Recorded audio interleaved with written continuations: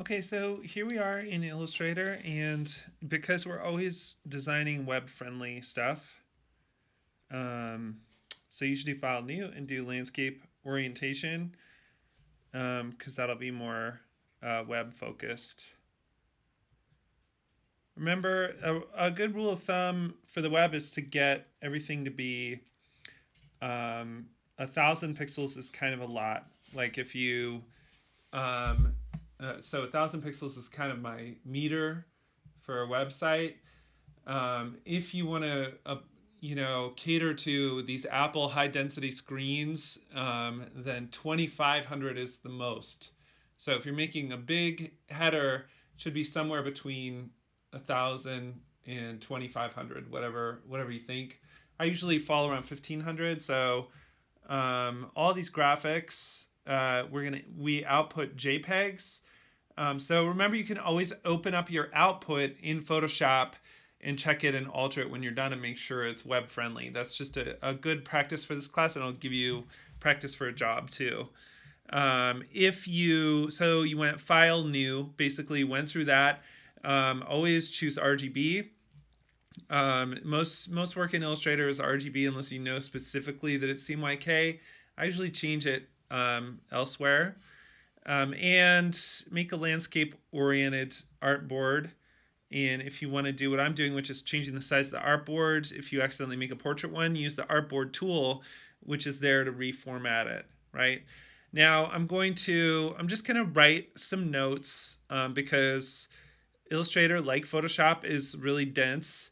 So, you know, we need to sort of look at our learning goals for just this piece, right? Let's see here.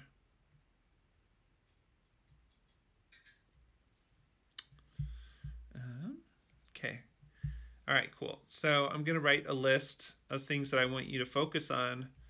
And even if if you see me jumping off and doing something more complex, then just ignore it.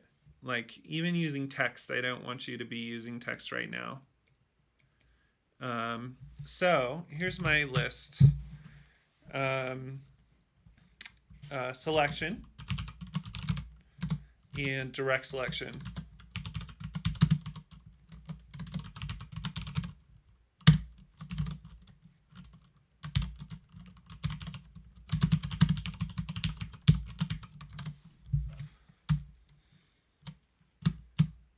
Okay.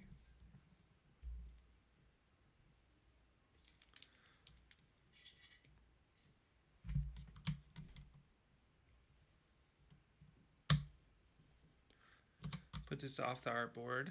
I'll just build this. Okay. Selection and direct selection, what's the difference? So those are the topics. And I'm going to limit myself to those topics. So if something goes off of those topics, just ignore it. Okay. Simple primitives. And that is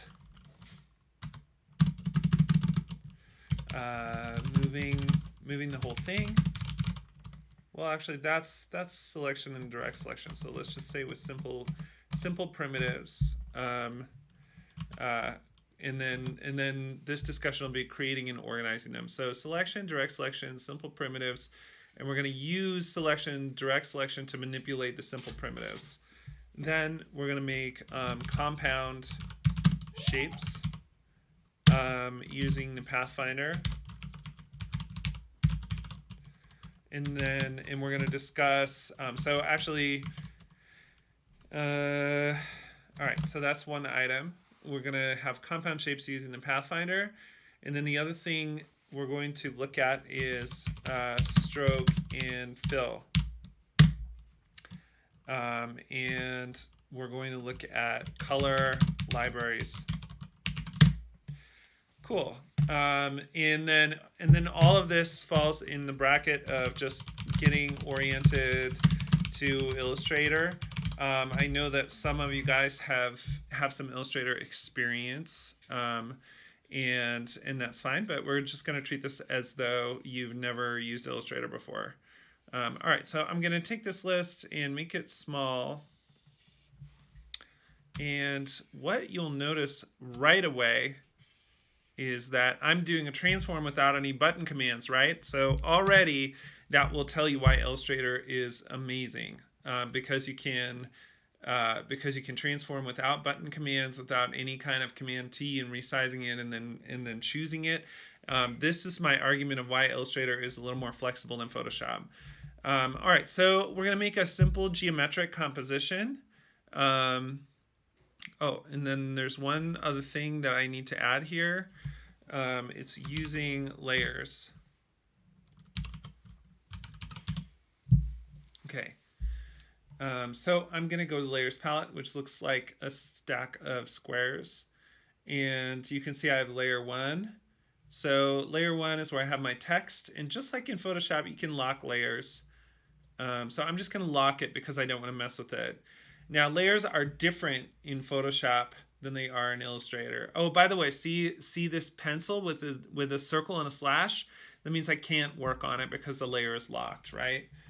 So layers are really collections of objects, and each object kind of has its own layer. So just note that you can make a few layers, and then note that you can name the layers. So I'm naming mine background. Cool. And so, in other words, if you get confused, right, so the background is going to be a big square of this whole thing. So I will basically always move this accidentally. So I want to build in the background and then I want to lock it, right? So let's go into, that brings us to simple primitives. So simple primitives are these shapes here. Anything in Illustrator, you can tear it off by using that handle, right? So that's nice. You have your little shapes palette there. And to color the entire background in Illustrator, we're just going to build a rectangle, right? Now, the modifiers are the same too. If you hold Shift, you can build a square. If you hold Option, you can scale from the center. So if I'm holding Shift and Option, I'm drawing a square from the center, right? But I don't want to do that because I am doing a rectangle. So there we go. Now we're going to talk about stroke and fill. So any simple object that you have has stroke and fill. And this is something that people have trouble remembering because the controls are extremely small, right? So here is, so that's fill. That means it's black and it has no stroke. And then this button is swap stroke and fill. This button is default stroke and fill, which is black and white. So now this is something that, gosh, this just has a lot of trouble sticking in people's heads. But see how the fill is forward? It means if I click on this little dude, then I can assign any color I want, but it applies to the fill. So when you're very first learning Illustrator and looking back, this is kind of the way it was for me too. I understood the stroke, but I didn't know how to change it, right? So what you do is you select the stroke and just double tap it, and it'll come forward, right? And now you're working with the color of the stroke itself. Okay, so now I have a white stroke. Actually, I'm just gonna make it bright blue so it's like highly visible. So now I have a blue stroke, but I cannot see anything. And the reason is because this image area is just so large and the stroke is only 1 point. So, so the stroke is basically invisible. So what I can do is open up in the stroke palette and just make a 9 or 10 point stroke. There we go. Now it's visible and I have control over it. The very first thing that you can do in Illustrator is have control over stroke and fill. Understand what it means when you swap them like that. See how that changes. Understand what it means to change the stroke, right? And experiment with these. These are oh gosh, I use these so much. Different width profiles. They just are really really cool. All right, so that is stroke and fill, and that's the first part of our tutorial.